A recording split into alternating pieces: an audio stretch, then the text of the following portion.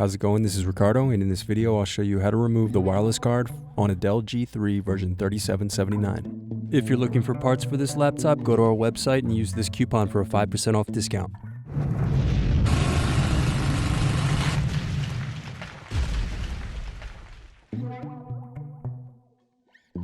First unscrew, then use fingers to pry apart and remove base cover.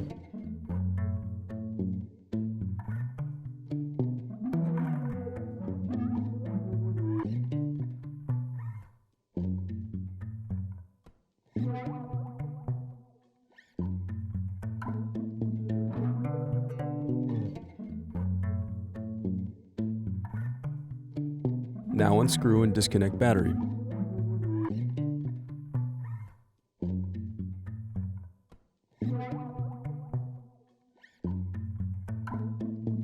Now unscrew and disconnect wireless card.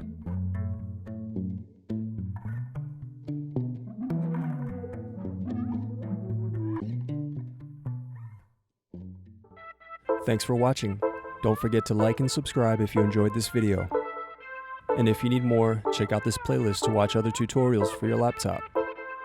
You can also click here to find parts for your laptop at partspeople.com.